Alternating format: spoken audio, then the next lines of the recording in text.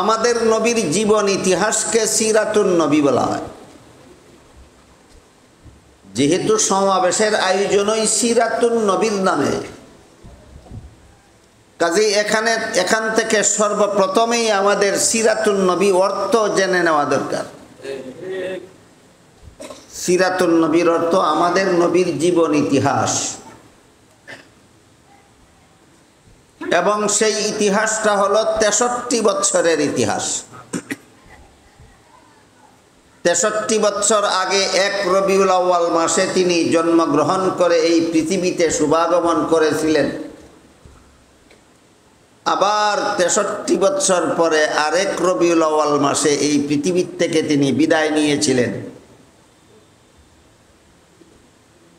শুভাগমন এবং বিদায়ের মধ্যবর্তী 63 বছরের জীবন ইতিহাসকেই সিরাতুন নবী বলা হয়।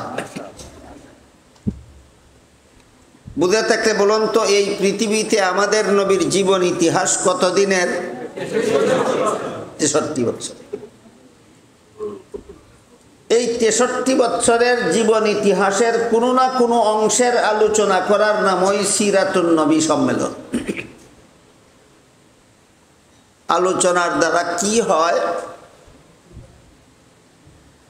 সিরাতুন নবীর আলোচনার দ্বারা নফল বন্দেগীর সওয়াব হয়। 63 বছরের পবিত্র জিন্দেগির যে কোনো অংশের আলোচনা করলে নফল বন্দেগীর সওয়াব হয়। নবী কিভাবে খাইতেন এর আলোচনা করলেও নফল বন্দেগীর সওয়াব। নবী কিভাবে ঘুমাইতেন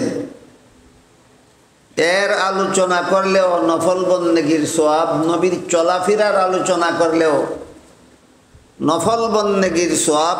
এমনকি নবীর পেশাব পায়খানার আলোচনা করলেও নফল বন্দেগীর সওয়াব। তাহলে সিরাতুন নবীর আলোচনার দ্বারা কি হয়? নফল বন্দেগীর সওয়াব। সিরাতুন নবীর আলোচনার দ্বারা দ্বিতীয় পর্যায়ে যে উপকার হয় সেটা হইল মুমিনের ঈমান তাজা হয়। মুমিনের ঈমান তাজা হয়। কিভাবে তাজা হয় ইনশাআল্লাহ একটু পরে আপনারা বুঝবেন, আমি আপনাদেরকে দেখাইয়া দেব। সিরাতুন নবীর আলোচনার দ্বারা 3 নম্বর উপকার হলো নবীর জীবন আদর্শ জানা যায়, ইসলামের বিধিবিধান জানা যায় সিরাতুন নবীর আলোচনার দ্বারা। তো সিরাতুন নবীর আলোচনার দ্বারা 1 নম্বর উপকার হলো নফল বন্দেগীর সওয়াব। 2 নম্বর উপকার হলো ঈমান তাজা হয়। 3 নম্বর উপকার হলো সিরাতুন নবীর আলোচনার দ্বারা ইসলামের বিধিবিধান জানা যায়। ইসলামের বিধিবিধান জানা যায়। 63 বছরের জীবন ইতিহাসে এমন অনেক কাজ আছে নবীর, অনেক ঘটনা আছে আমাদের নবীর, যেগুলি আমাদের জন্য পালন করা, অনুসরণ করা, অনুকরণ করা নিষেধ। নবী করছেন কিন্তু তুমি করতে পারবে না, তোমার জন্য নিষেধ। 63 বছরের জীবন ইতিহাসে নবীর এমন কিছু কাজের বিবরণ পাওয়া যাবে যেগুলি নবী করছেন কিন্তু উম্মতের জন্য করা নিষেধ। যেই কাজটা আমার জন্য করা নিষেধ নবী করছেন, সেইটার আলোচনা করলেও নফল বন্দেগীর সওয়াব। আর অনেক ঘটনা এমন আছে যা 63 বছরের জীবন ইতিহাসে নবী করেছেন, আমার জন্য করা নিষেধ নয়, কিন্তু আমার সাধ্য নাই করার, আমার ক্ষমতা নাই, সেইটার আলোচনা করলেও নফল বন্দেগীর সওয়াব। আর যে কাজ নবী করেছেন আমার জন্য করা ফরজ, ওই অংশের আলোচনা করাও ফরজ। যে ফরজের সওয়াব। যে কাজ নবী করেছেন আমার জন্য করা ওয়াজিব, ওই কাজের আলোচনা করাও ওয়াজিব। যে কাজ নবী করেছেন আমার জন্য করা সুন্নত, এটার আলোচনা করাও সুন্নত। যে কাজ নবী করছেন কিন্তু আমার করার সাধ্য নাই, অথবা আমার জন্য করা নিষিদ্ধ, সেইটার আলোচনা করলেও নফল বন্দেগীর সওয়াব হয়। যেমন ধরেন আমাদের নবী মুহাম্মদুর রাসূলুল্লাহ সাল্লাল্লাহু আলাইহি ওয়াসাল্লাম দীর্ঘ 63 বছরের জীবন ইতিহাসে এক সময় তার ঘরে 9 জন বিবি একত্রে রেখেছেন। আশা করি আপনারা কেউ না কেউ এই কথাটা জীবনে আরো শুনে থাকবেন। নবীর ঘরে বিবি কজন ছিলেন? 9 জন। সমস্ত উম্মতের জন্য নবীর এই কাজের অনুকরণ করা নিষেধ। নবী এই যে একটা কাজ করলেন, ঘরে 9 বিবি রাখলেন, এই কাজের অনুসরণ করা, অনুকরণ করা, এটা উম্মতের জন্য পালন করা নিষেধ। কিন্তু এইটার আলোচনা করলেও নফল বন্দেগীর সওয়াব। আমার জন্য পালন করা নিষেধ, কিন্তু আলোচনার দ্বারা সওয়াব আছে। আলোচনার দ্বারা ঈমান তাজা হয়। আর সিরাতুন নবীর আলোচনার দ্বারা ইসলামের বিধিবিধান জানা যায়। নবীর ঘরে 9 বিবি রাখার আলোচনার দ্বারা ঈমান কিভাবে তাজা হয় এবার বোঝার চেষ্টা করুন। আল্লাহ পাক রব্বুল আলামিন আমাদের নবীর শরীর মুবারকে 4000 বাহাদুর পুরুষের যৌন শক্তি দান করেছিলেন। কতজন পুরুষের শক্তি? 4000। 4000 সাধারণ পুরুষের না বাহাদুর পুরুষের? 4000 বাহাদুর পুরুষের শক্তি আল্লাহ একা আমাদের নবীর শরীরে দান করেছিল। তাহলে একটু হিসাব করে বলবেন, একজন পুরুষে যদি 4 বিবি রাখার অধিকার রাখে, তাহলে 4000 পুরুষে কত বিবি রাখার অধিকার রাখে? 16000। যুক্তিসঙ্গতভাবে আমাদের নবী 16000 বিবি রাখার অধিকারী ছিলেন। রাখলেন না কেন? এটা এক প্রশ্ন। 9 জন বিবি ঘরে রাখলেন কেন? সেটা আরেক প্রশ্ন। যে নবীর শারীরিক যোগ্যতা ছিল 16000 বিবি ঘরে রাখার, ইনি 16000 বিবি রাখলেন না কেন? এই প্রশ্নের জবাব, নবীর জীবনে যতগুলি বিয়ে করেছেন, যত বিবিকে ঘরে এনেছেন, একজন বিবিকেও নবী বিয়ে করেননি যৌবনের চাহিদা নিবারণের জন্য। সব বিবিকেই নবী ঘরে এনেছেন উম্মতের একটা স্বার্থ পূরণ করার জন্য। নিজের মনের খাইশে নবী বিয়ে করছেন না, উম্মতের স্বার্থে বিয়ে করছেন। যদি কায়েস পুরা করার জন্য বিয়া করতেন তাইলে কতটা করতেন? 16000 বিয়া করলেন না কেন? তিনি কায়েস পুরা করার জন্য বিয়া করেন না। কেন বিয়া করেন? উম্মতের স্বার্থে। তাহলে 9 জন বিবি কেন ঘরে রাখলেন? কেন বিয়া করে ঘরে আনলেন? উম্মতের স্বার্থে। এবার আমরা বোঝার চেষ্টা করি উম্মতের স্বার্থটা কি। এক হাদিসে উল্লেখ আছে, রাসূল করিম সাল্লাল্লাহু আলাইহি ওয়াসাল্লাম বলেন, ইন্নামা আনা বুইস্তু মুআল্লিমান। এর অর্থ হলো আল্লাহ আমাকে উম্মতের উস্তাদ বানাইয়া পাঠাইছে। আমাদের নবী গোটা উম্মতের উস্তাদ। উম্মতের পুরুষদের জন্য নবী উস্তাদ, উম্মতের মহিলাদের জন্য নবী উস্তাদ। কিন্তু মহিলাদের জীবনে অনেক বিষয় এমন আছে যা কোনো পুরুষ উস্তাদের কাছে শিখতে যাওয়া লজ্জা। যারা বিষয়টা বুঝেন তারা বলেন তো ঠিক আছে কিনা? নাবালক ছেলেরা তো বুঝেই না, এরা ঠিক না ঠিক বলতেও পারবে না। মহিলাদের জীবনে এমন কিছু বিষয় আছে যা কোনো পুরুষ উস্তাদের কাছে শিখতে যাওয়া লজ্জা। নিজের বাবার কাছে শিখতে যাওয়া আরো বড় লজ্জা। কিন্তু মহিলাদের জীবনে একজন মাত্র পুরুষ আছে এমন, যার কাছে তার জীবনের কোনো কিছু শিখতে লজ্জা নাই। ইনি হলেন একমাত্র স্বামী, একমাত্র স্বামী। কাজেই রাসূলের প্রয়োজন ছিল তিনি একদল মহিলার স্বামী হবেন, আর ওই সমস্ত মহিলারা রাসূলের স্ত্রী হবে। রাসূলের স্ত্রী হইয়া রাসূলের কাছ থেকে পুরুষ উস্তাদের কাছে শিখতে যাওয়া মহিলার জন্য যত বিষয় লজ্জার ব্যাপার, এই বিষয়গুলি নবীর বিবিরা নবীর কাছ থেকে শিখে নেবেন। বিবি ছাড়া অন্য কোনো মহিলা যখন লজ্জাজনক বিষয়গুলি শিখার জন্য নবীর ঘরে আসবে, পুরুষ নবী শিক্ষা না দিয়া নবীর বিবিগণ তাদেরকে শিক্ষা দিয়া দেবেন।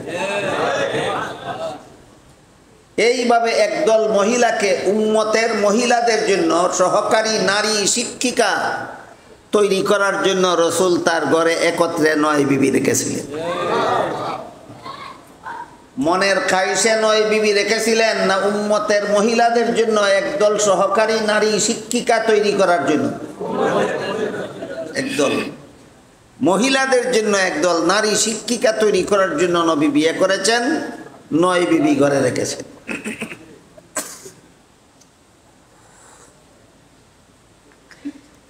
এই সমস্ত বিবিগণের মধ্যে নবীর যে উদ্দেশ্যে নবী বিয়ে করেছেন, এই উদ্দেশ্যটা সবচেয়ে বেশি সফল হয়েছে একটা শিশু মেয়ের দ্বারা। বয়স্ক মেয়ের দ্বারা না শিশু মেয়ে? নাম হযরত আয়েশা রাদিয়াল্লাহু তাআলা। শিশুকালে নবী আয়েশাকে বিয়ে করছেন। আয়েশার শিশুকালে নবীর সাথে আয়েশার বিয়ে হয়। কথাটা যারা জানে না, ইহুদি খ্রিস্টান অমুসলিম যারা, এরা তো নবীর বিরুদ্ধে অপবাদই দেয়, অভিযোগই দেয় যে মুহাম্মদ কোন যুক্তিতে একটা শিশু মেয়েকে বিয়ে করলো 7 বছর বয়সে। 7 বছর বয়সে একটা মেয়ে স্বামীর ঘর করার যোগ্য হয়? বিয়া করলো কেন? ইহুদি খ্রিস্টানেরা কয় বিয়া করলো কেন? ইহুদি খ্রিস্টানরা তো ইসলামের বিধিবিধান জানেও না, মানেও না, তারা তো প্রশ্ন করবেই। কিন্তু দুঃখের ব্যাপার হলো আমাদের সমাজে এমন কিছু শিক্ষিত মুসলমানও পাওয়া যায় যারা ইহুদি খ্রিস্টানদের সুরে সুর মিলাইয়া, তালে তাল মিলাইয়া এরা কয় আমাদের বুঝে আসলো না, আমাদের নবী 7 বছরের শিশু আয়েশাকে বিয়া করলেন কেন? তোমার বুঝে আসবে কোত্থেকে? যে আলোচনায় ইমান তাজা হয় সেই আলোচনার দ্বারে কাছে অত তুমি নাই। আলোচনা করো, আলোচনা বুঝো, আলোচনা শিখো, তোমার বুঝে আসবে, ইমানও তাজা হবে।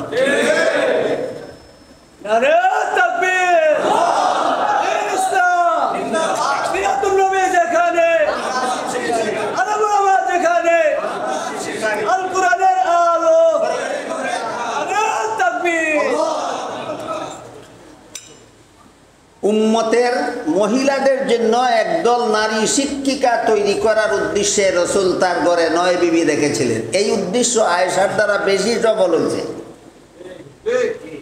এই উদ্দেশ্য আয়েশার দ্বারা বেশি সফল হয়েছে।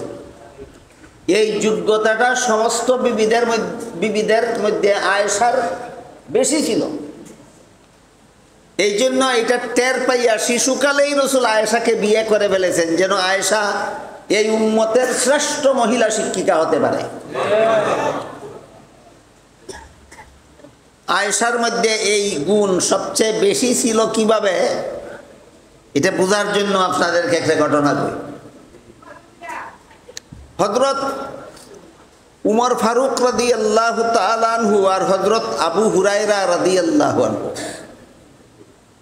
দুজন রসুলের বিশিষ্ট দুইজন সাহাবী। উমরও রসুলের বিশিষ্ট সাহাবী, আবু হুরায়রাও রসুলের বিশিষ্ট সাহাবী। তাদের দুইজনের মধ্যে একদিন একটা ইসলামের একটা বিধান নিয়ে মতভেদ হয়ে গেল, মত পার্থক্য হয়ে গেল। উমরের মত একরকম, আবু হুরায়রার মত আর একরকম। আমাদের সমাজে এমন কিছু লোকও পাওয়া যায় যারা কোনো ইসলামের কোনো বিধিবিধান নিয়ে দুই মুফতি সাহেবের যদি দুই মত পায়, এটা নিয়ে হাততালি দেওয়া আর মস্কারি করার সুযোগ পায়। ইসলাম এক হইলে দুই মৌলবীর দুই ফতোয়া কেন, এমন কথাবার্তা বলা শুরু করে। এটাও এদের ইসলাম সম্পর্কে এদের মূর্খতার, এদের অজ্ঞতার পরিচয়। আমি আপনাদের জিজ্ঞাসা করি, ইমাম আবু হানিফার ইসলাম একটা ছিল আর ইমাম শাফিঈর ইসলাম ছিল আরেকটা, কি ইসলাম? তাদের মধ্যে একমত হওয়ার কারণে দুই মজাব হইছে না দুই মত হওয়ার কারণে? তাদের মধ্যে এক ইসলামে দুই মত হইল কেন? এটাও এখন জবাব আমি দেব না।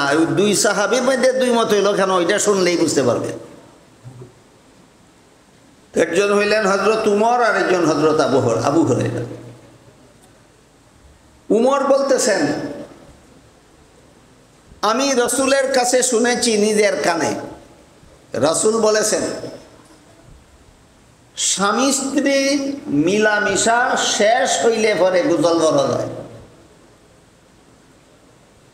গোসল কেমনে ফরজ হয়, কিরকম মিলামিশা করলে গোসল ফরজ হয়, এগুলি তো লজ্জাজনক বিষয়। কিন্তু না জানলে, ফরজ গোসল না করলে তো সারা জীবনের ফরজ নামাজই হবে না। বিষয় যতই লজ্জাজনক হোক, আমার ফরজ নামাজ সঠিকভাবে আদায় করার স্বার্থে বিষয়গুলি আমাদের শিখতে হয়। তো উমর বলেন, আমি শুনছি আল্লাহর রসুল বলছেন সহবাস স্বামী স্ত্রীর মিলামিশা শেষ হইলে গোসল ফরজ হয়। এর বিপরীতে আবু হুরায়রা বলেন, আমিও নিজের কানে শুনছি রাসূল বলছেন সহবাস শুরু করলেই গোসল ফরজ হইয়া যায়, এখন তোমার শেষ হইলে হইল না হইলে নাই, গোসল করার লাগবে। দুইজনের এক কথা না দুই কথা? উমর বলেন, আবু হুরায়রা তোমার কথা মানি না, আমি যেটা বলছি এটা আমি নিজের কানে রসুলের কাছে শুনছি। আবু হুরায়রা বলেন, উমর আমিও আপনার কথা মানি না, আমিও রসুলের কাছে নিজের কানে যেটা শুনছি এটা কইছি। দুটোটাই রসুলের হাদিস, দুটোটাই রসুলের কথা, কিন্তু এক কথা দেখা যায় আর এক কথার বিপরীত। এক কথা দেখা যায় আর এক কথার বিপরীত। আসলে আল্লাহর এক কথা আর এক কথার বিপরীত হয় না। আসলে রাসূলের এক কথা আর এক কথার বিপরীত হয় না। আমাদের বুঝার ভুলের কারণে বিপরীত দেখা যায়। আমার কথা বুঝতে থাকলে বলেন, আল্লাহর এক কথা আর এক কথার বিপরীত হয়। বিপরীত দেখা যায় কেন? আমার বুঝার ভুলের কারণে। রাসূলের এক কথা আর এক কথার বিপরীত হয় না, আমার বুঝার ভুলের কারণে বিপরীত দেখা যায়। এখন তারা দুইজনের কেউ অন্য কারো কথা মানতে রাজি না। সমাধান হইল নি? সমাধান হইল না। তখন হযরত উমর একটা প্রস্তাব করলেন যে চলো আমাদের এই মতভেদটার সমাধান হোক। এটা তো স্বামী স্ত্রীর ব্যাপার। আমার এক মেয়ের নাম হাফসা, রসুলের ঘরে বিয়ে দিছি, রসুলের বিবি। নিশ্চয়ই আমার মেয়ে হাফসা রসুলের বিবি, রসুলের কাছ থেকে এই কথা শিক্ষা রাখছে যে সব স্বামী স্ত্রীর মিলামিশা শুরু করলেই গোসল ফরজ হয় না, শেষ করলে গোসল ফরজ হয়। আমার মেয়ে অবশ্যই রসুলের কাছ থেকে শিক্ষা রাখছে, চলো আমার মেয়ে হাফসা রেখে জিজ্ঞাসা করে ভালাই। তারা দুজন নবীর বিবি উমরের মেয়ে হাফসার কাছে গিয়া বললেন যে এইভাবে আমরা দুই হাদিস দুই রকম বুঝতাছি, আমরা দুইজন একমত হইতে পারি না, সমাধান কি? হাফসা বলেন এটা যেহেতু উভয়ের পক্ষে হাদিস আছে, আবু হুরায়রার পক্ষেও হাদিস আছে, উমরের পক্ষেও হাদিস আছে, কাজে এটার সমাধান আমি দিতে পারতাম। এটার সঠিক সমাধান দিলে আয়েশা দিতে পারবে, তোমরা আয়েশার কাছে যাও। আয়েশার হাফসার দ্বারা সমাধান হইল না আয়েশার কাছে পাঠাইলে? আয়েশার কাছে পাঠাইলে।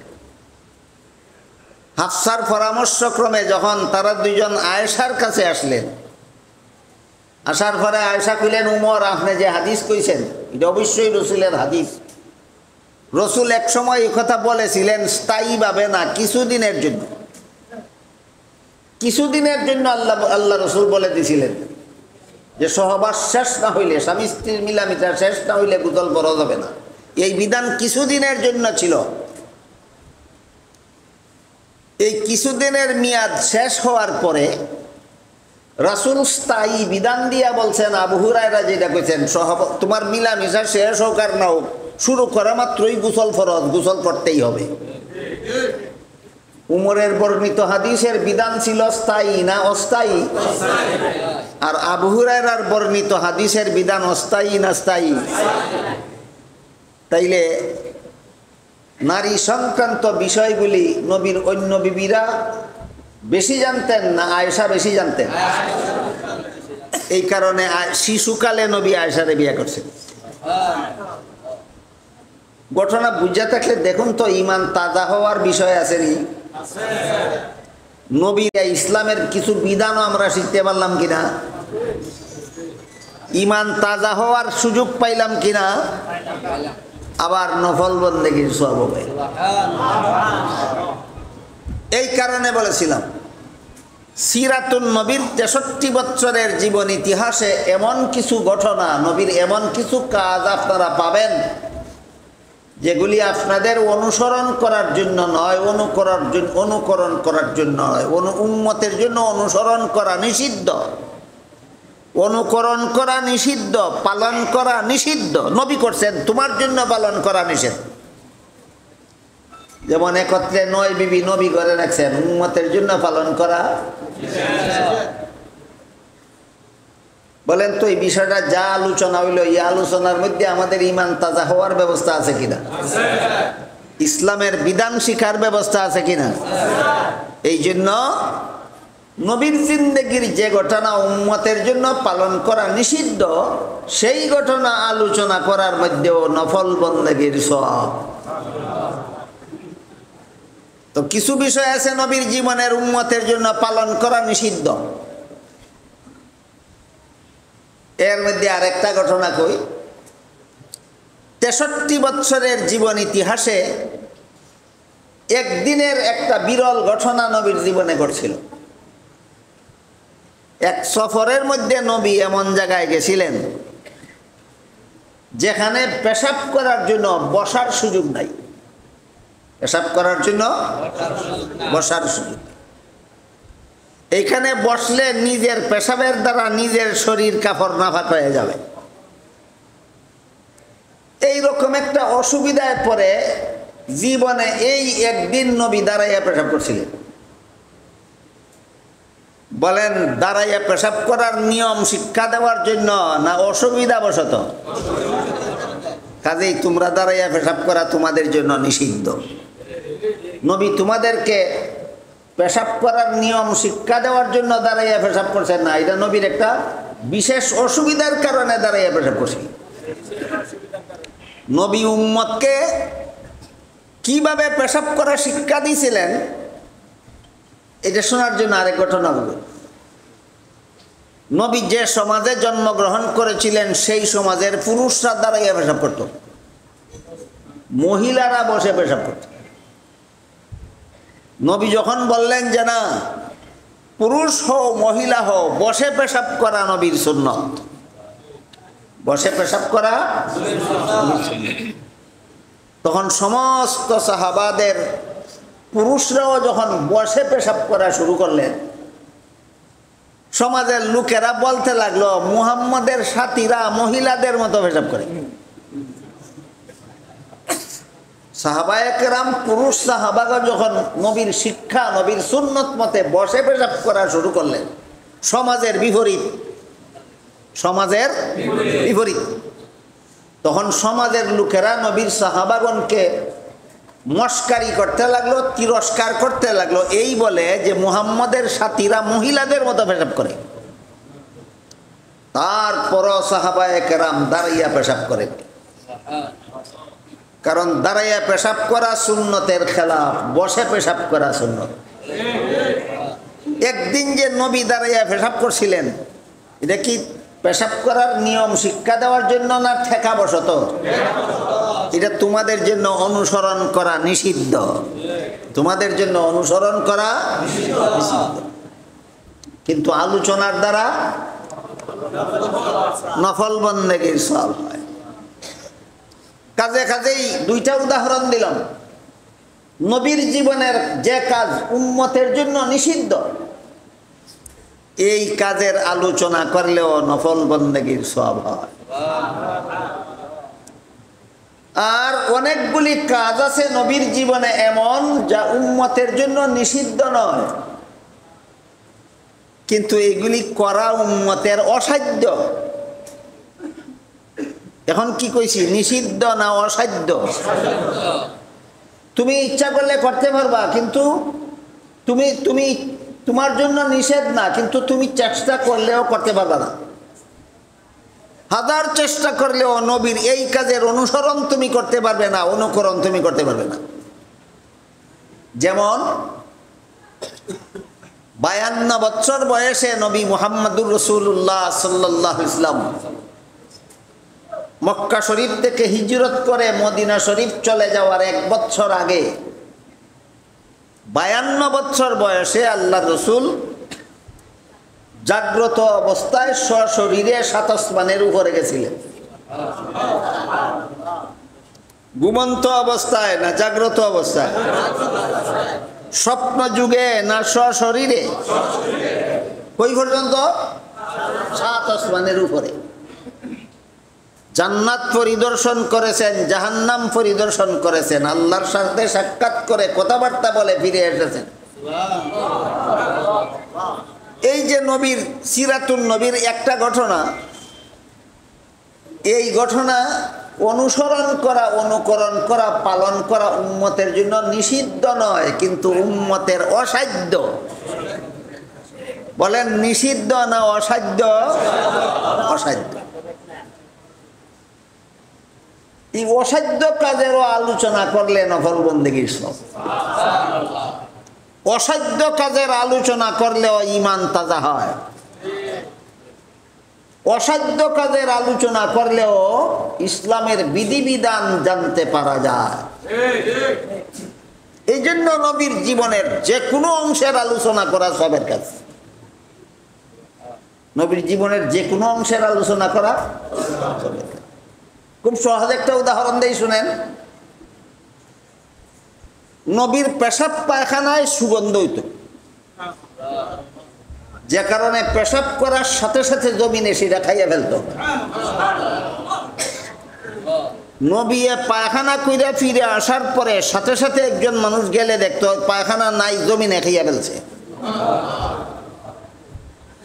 বুঝে থাকলে বলুন তো, নবীর পেশাব পায়খানায় দুর্গন্ধ হইতো না সুগন্ধ হইতো? এই জন্য কি উম্মতের উপরে হুকুম আছে যে তোমরা সুগন্ধের পেশাব পায়খানা করো না? নিষিদ্ধ না, কিন্তু তোমার পক্ষে এটা অসাধ্য। তোমার পেশাবে কোনোদিন সুগন্ধ হবে না, তোমার পায়খানায় কোনোদিন সুগন্ধ হবে না। এটা তোমার জন্য নিষিদ্ধ নয়, অসাধ্য। বলেন নিষিদ্ধ না অসাধ্য? এমন অসাধ্য কাজের আলোচনা করলেও ইবাদতের সওয়াব পাওয়া যায়, ঈমান তাজা হয়। আরেকটা উদাহরণ দেই। নবীর শরীরের ঘাম মুবারকে মেশকে আম্বরের মতো সুগন্ধ হইত। এই জন্য নবী গড় থেকে বাইরিয়া বৈঠক থেকে দাঁড়াইয়া কোন পথে গেলেন এটা যদি কারো জানা না থাকতো আর জানতে চাইতো যে আমাদের এখান থেকে উচ্চা নবী কোন দিকে গেলেন কোন পথে গেলেন যদি কেউ জানতে চাইতো তাহলে যেই রাস্তার বাতাসের মধ্যে মেশকে আম্বরের সুগন্ধ পাওয়া যেত নিশ্চিতভাবে জানতে পারত যে নবী এই দিক দিয়ে গেছেন, কারণ নবীর শরীরের ঘামের সুগন্ধের কারণে অনেকক্ষণ পর্যন্ত যেই রাস্তা দিয়ে যাইতেন সেই রাস্তার বাতাস সুগন্ধে মোহিত হইয়া থাকত। আপনার জন্য নিষিদ্ধ না অসাধ্য?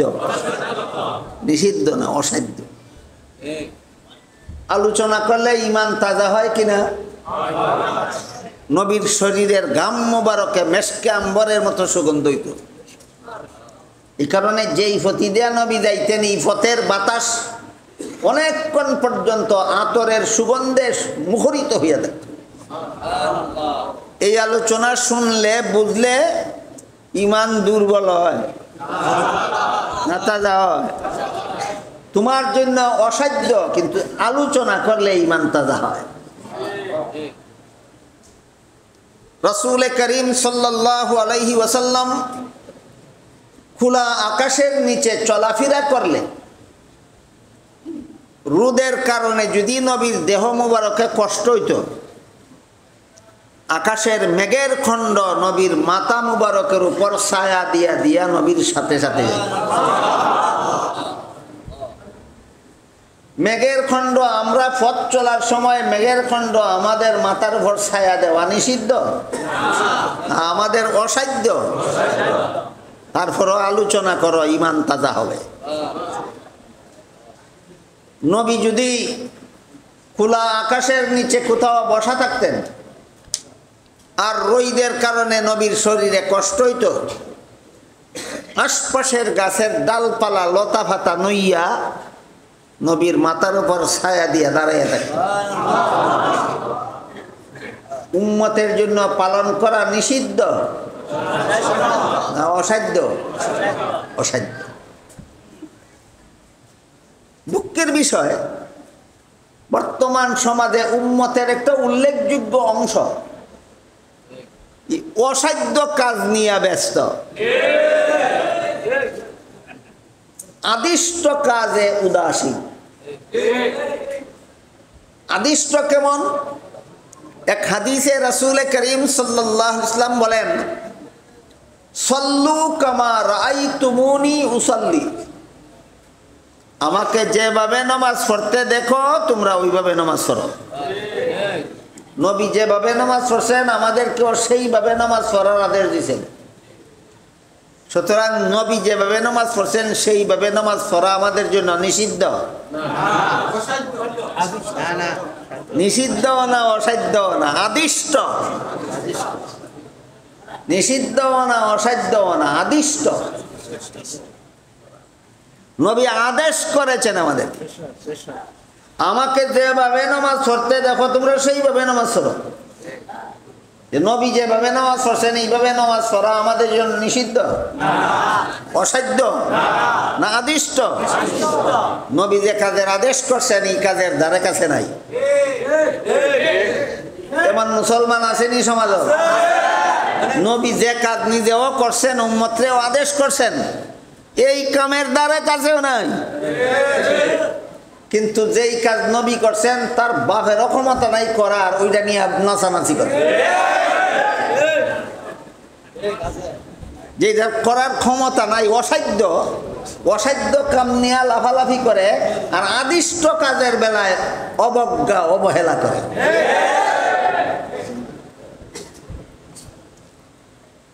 এই জন্য হাদিস শরীফে রাসূল করিম সাল্লাল্লাহু আলাইহি ওয়াসাল্লাম বলেন,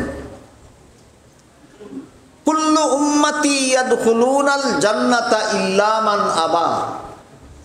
কিলা ওয়া মান আবা কালা মান আতাআনি দাখালাল জান্নাতা ওয়া মান আসানি ফাকাদ আবা আও কামা কালা আলাইহিস সালাতু ওয়াস সালাম। রাসূল বলেন আমার সমস্ত উম্মত জান্নাতে যাবে, কিন্তু যারা আমাকে মানে না তারা জান্নাতে যাবে না। এই যে রাসূল বললেন আমার সমস্ত উম্মত জান্নাতে যাবে, এই পর্যন্তই কথা শেষ না কিন্তু কিন্তু আছে? কিন্তু কি? আমার যে উম্মতে আমাকে মানে না সে বেহেশতে যাবে না। সাহাবায়ে কেরাম জিজ্ঞাসা করলেন আপনার কোন উম্মতে আপনারে মানে না, আমরারে চিনাই দিন। নবী মানে কে আর নবী মানে না কে পরিষ্কার করে দেন। কাদের প্রশ্ন? কার কাছে? নবী তেল আর পানি এক বোতল তৈলে যেভাবে মিশে না, আলাদাই থাকে, ঠিক তেমনি ভাবে উম্মতের কারা নবী মানে আর কারা নবী মানে না পরিষ্কার করে বুঝাই দেবে। নবী বলেন মান আতাআনি দাখালাল জান্নাতা, যে কাজ আমিও করছি উম্মতরেও করতে কইছি, আমিও করছি, এই কাম যারা করে এরা ব্যস্ত যাইব। আর যেই কাজ আমিও করছি উম্মতকেও করতে বলেছি, সেই কাজ যেই উম্মতে করে না সে আমাকে মানে না, সে বেহেশতে যাবে না। কথা অস্পষ্ট? সুস্পষ্ট? কথা সুস্পষ্ট। সিরাতুন নবীর কোন অংশ আমরা অনুসরণ করব এটা বোঝা দরকার। সিরাতুন নবীর কোন অংশ আমরা অনুকরণ করব, সিরাতুন নবীর কোন অংশ আমরা পালন করব যেগুলি আমাদের জন্য নিষিদ্ধ, যেইগুলি আমাদের জন্য অসাধ্য, যেই ব্যাপারে আমরা আদিষ্ট। তিন কথা মনে থাকবে। নবীর জীবন ইতিহাসের যে অংশ আমাদের জন্য নিষিদ্ধ ওইটা পালন করা যাবে না। নবীর জীবনের যে অংশ পালন করা আমাদের অসাধ্য ওইটা তো পালন করতে পারবই না। নবী 63 বছরের জীবন ইতিহাসে যে কাজ নিজেও করছেন, আমাদেরকেও করতে বলছেন, করার জন্য আগ্রহ দিয়েছেন, সেই কাজে আমরা আদিষ্ট। ওই কাজের ব্যাপারে আমরা নবীকে অনুসরণ করি যেন জীবনভর, অনুকরণ করি যেন জীবনভর। এই হুকুম দিয়ে আল্লাহ বলেন লাকাদ কানা লাকুম ফি রাসূলিল্লাহি উসওয়াতুন হাসানাহ লিমান কানা ইয়ারজুল্লাহা ওয়াল ইয়াউমাল আখিরা ওয়া যাকারাল্লাহা কাসীরা। আল্লাহর রাসূলের মধ্যে রয়েছে তোমাদের জন্য উত্তম আদর্শ। অর্থাৎ এমন কিছু কাজ আছে সিরাতুন নবীর ভিতরে যেগুলি নবীও করছেন, তোমরাও করতে কইছেন। যেগুলি নবীও করছেন তোমাদেরও করতে কইছেন। ওইগুলির অনুসরণ করতে পারবে কারা? আল্লাহ বলেন খাঁটি মুমিন মুসলমান যারা। ওইগুলি অনুসরণ করতে পারবে না কারা? মুনাফিক যারা। নবীর জীবনের যে অংশ উম্মতের জন্য অনুসরণীয়, অনুকরণীয়, সিরাতুন নবীর যে অংশ উম্মতের জন্য পালনীয়, ওইটা পালন করতে পারবে কারা? খাঁটি মুমিন মুসলমান যারা। পালন করতে পারবে না কারা? মুনাফিক যারা। তাহলে সিরাতুন নবীর কটা জিনিস পাইলাম আমরা? তিনটা। সিরাতুন নবীর এমন কিছু কাজ আছে যেগুলি আমাদের জন্য করা নিষিদ্ধ, আর কিছু কাজ এমন আছে যেগুলি করা আমাদের জন্য অসাধ্য, আর কিছু কাজ আছে যেগুলি করতে আমরা আদিষ্ট। এই তিনটার মধ্যে কোনটা অনুসরণ করতাম? আদিষ্ট। আমাদের সমাজে এমন কিছু মানুষের, চরমপন্থী মানুষের আবির্ভাব হচ্ছে দিনে দিনে। এরা অসাধ্যটা নিয়ে নাচানাচি করে, আদিষ্টতের ধারে কাছেও নাই। যেই কাজের আদিষ্ট এই কাজের ধারে কাছেও নাই। যেমন এক দুইটা উদাহরণ দিয়ে কথা শেষ করি। রাসূল করিম সাল্লাল্লাহু আলাইহি ওয়াসাল্লাম মা আমেনার গর্ভ থেকে ভূমিষ্ঠ হয়েছিলেন, কিন্তু দুধ পান করছেন দুধ মা হালিমার। ভূমিষ্ঠ হয়েছেন আমিনার গর্ভ থেকে, আর দুধ পান করছেন দুধ মা হালিমার দুধ পান করছেন। আপনারা বলেন তো, হালিমার নিজের কোনো সন্তান জন্ম না হইলে আমিনার ছেলেরে দুধ পান করাইতে পারতেন? তাহলে হালিমার নিজেরও এক দুধ পান করার মতো একটা শিশু ছেলে ছিল, এই জন্য হালিমা নিজের ছেলেরেও দুধ পান করাইতেন, আমিনার ছেলেরও দুধ পান করাইতেন। তাহলে হালিমার দুধ পানকারী শিশু কজন? দুইজন। এই জন্য মুহাম্মদুর রাসূলুল্লাহ, শিশু মুহাম্মদ হালিমার এক স্তনের দুধ নিজে পান করতেন, আর এক স্তনের দুধ নিজের দুধ ভাইয়ের জন্য রেখে দিতেন। 25 বছর বয়সে না 6 মাসের কালে? হ্যাঁ, মাত্র 6 মাসের বয়স, মাত্র 3 মাসের বয়স। এই সময় এত বড় ইনসাফ করা, কুলের শিশু থাকাকালে এত বড় ইনসাফ করা, এক স্তনের দুধ নিজে পান করবেন আর এক স্তনের দুধ নিজের দুধ ভাইয়ের জন্য রেখে দিবেন, এটা উম্মতের জন্য পালন করা অসাধ্য। উম্মতের জন্য পালন করা অসাধ্য। এটা অনুসরণীয় নয়, অনুকরণীয় নয়, পালনীয় নয়। আমাদের নবী মুহাম্মদুর রাসূলুল্লাহ সাল্লাল্লাহু আলাইহি ওয়াসাল্লাম কুলের শিশু থাকাকালেও উলঙ্গ হইছেন না। উম্মতের জন্য একটা শব্দ কোন? অসাধ্য। উম্মতের সাধ্য নাই শিশুকালে উলঙ্গ না হওয়ার। কাজে এটা আমাদের জন্য অনুসরণীয় নয়, অনুকরণীয় নয়, পালনীয় নয়। মুহাম্মদুর রাসূলুল্লাহ সাল্লাল্লাহু আলাইহি ওয়াসাল্লাম মায়ের গর্ভ থেকে ভূমিষ্ঠ হওয়া মাত্রই আল্লাহর শুকরিয়া আদায় করে দোয়া পড়েছেন। ভূমিষ্ঠ হইয়াই দোয়া করছেন। উম্মতের জন্য আদিষ্ট, নিষিদ্ধ, অসাধ্য? অসাধ্য। মুহাম্মদুর রাসূলুল্লাহ সাল্লাল্লাহু আলাইহি ওয়াসাল্লাম খতনা করা অবস্থায় ভূমিষ্ঠ হয়েছেন। আপনাদের জন্য অসাধ্য। নার কাটা অবস্থায় ভূমিষ্ঠ হয়েছেন, আপনাদের জন্য অসাধ্য। নবীর ভূমিষ্ঠ হওয়াটাকেই তো মিলাদুন নবী বলা হয়। নবীর জন্মকেই কি বলা হয়? নবীর জীবন ইতিহাসকে সিরাতুন নবী বলা হয়, আর নবীর জন্মকে মিলাদুন নবী বলা হয়। আমার কথা বুঝে থাকতে বলুন তো, নবী যেভাবে জন্ম হয়েছেন এইভাবে কেউ জন্ম হইতে পারবে না? এটা জগৎবাসীর জন্য অসাধ্য। তাহলে মিলাদুন নবী পালন করবা কেমনে? ভূতে ধরছে?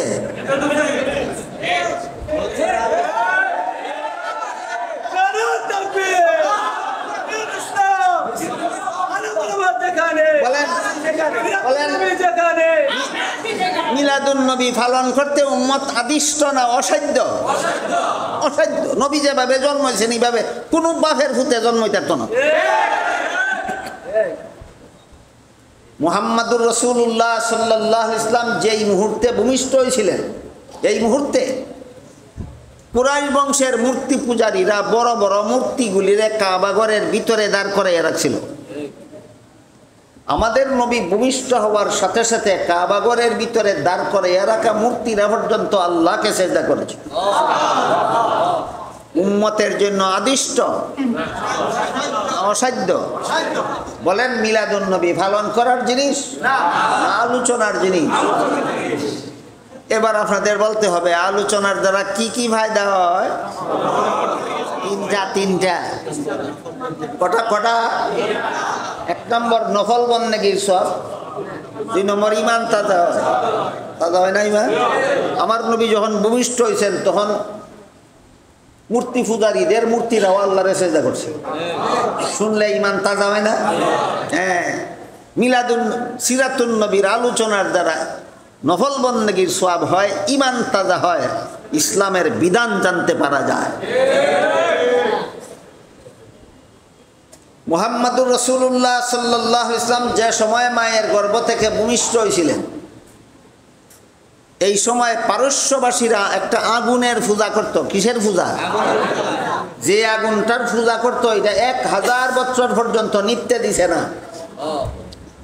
অনবরত 1000 বছর পর্যন্ত যে আগুন জ্বালাইয়া রাখছে পূজা করার জন্য। নবী যেই মুহূর্তে ভূমিষ্ঠ হয়েছেন সেই মুহূর্তে পারস্যবাসী অগ্নি পূজারীদের 1000 বছরের প্রজ্বলিত অগ্নিকুণ্ড নিব্যা ছাই হইয়া গেছে। সুতরাং নবীর মতো জন্ম হতে পারবে কেউ? তাহলে মিলাদুন নবী কি করবেন? মিলাদুন নবী পালন করা যায় না, পালন করার ব্যাপার না। তোমার বাপেরও সাধ্য নাই মিলাদুন নবী পালন করতে।